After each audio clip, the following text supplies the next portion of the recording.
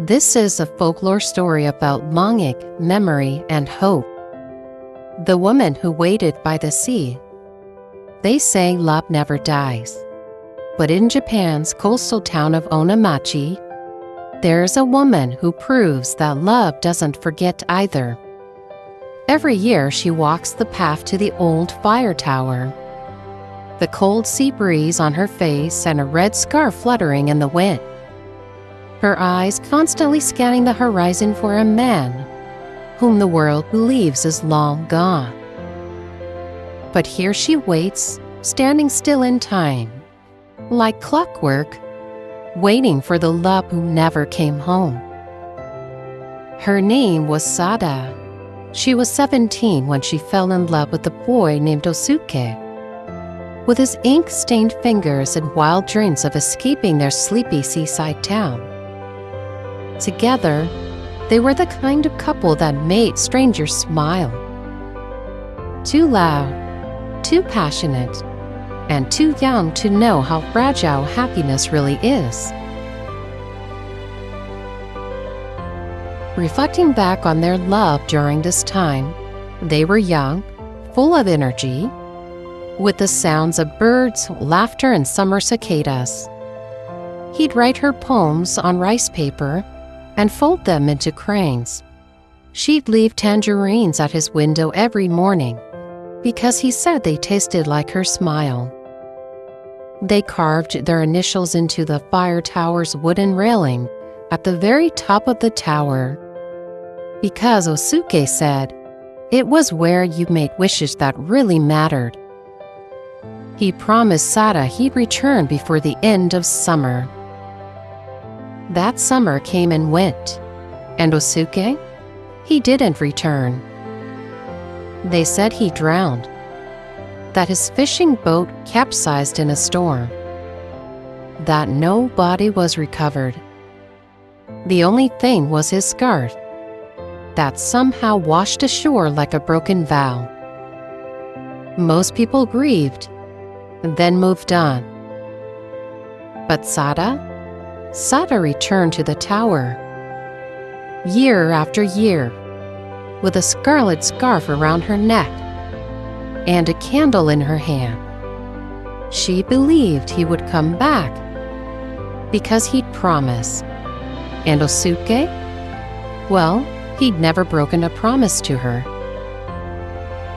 It is now present day, a bit colder, and 20 years later, she is still climbing those steps. Now, a woman in her 30s, hair longer, eyes wiser, but her heart, still 17. Locals called her the ghost widow, and tourists whispered she is cursed. Sadly, even her own mother gave up on begging her to stop visiting the old fire tower.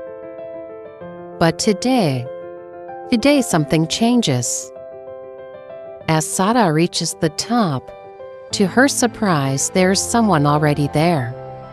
A man, back turned, looking out to sea, tall and still. When he turns around, she gasps, because it's him, it's Osuke. Same eyes, same hands, but older, weathered, and haunted. Sada said with a soft, shaky voice, "Osuke?" Osuke, quiet and stunned, replied, "You waited for me." He begins to tell her his story, that he survived the storm that fateful day, that he washed up in a village far away, with no memory, no name. It wasn't until 3 months ago, when the dreams started, of a tower, of a girl, of tangerines and paper cranes, and a promise of which Osuke can only recall fragments. They sit on the same spot as before, the initials still there, faded but real. They talk for hours, of everything and nothing.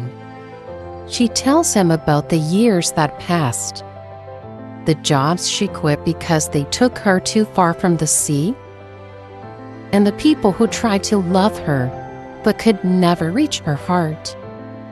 And when he touches her hand, it's like time crumbling in on itself. She wants to believe, to scream, to cry, to kiss him like no time has passed. But something is wrong. He remembers the town, her name, the tower, but not her, not the taste of her laugh, or the poems she read, or the nights they planned forever. Because in the end, Osuke came back, but not the boy she loved. He didn't. Sada whispered, "I waited for you." Osuke replied, "And I came, just not as the man you remembered." They part with an understanding that some loves return to not rekindle, but to release. Sada walks down the tower one final time, not empty, not broken, but whole. And before she leaves, she folds one final paper crane, placing it gently where their initials once were. You lived, and yet I mourned you still, a ghost of love against my will. You came back breathing, eyes the same, but didn't speak my name.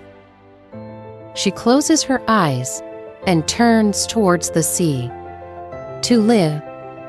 She doesn't look back, not at the tower, not at Osuke, because the past doesn't need to be erased to let the future begin.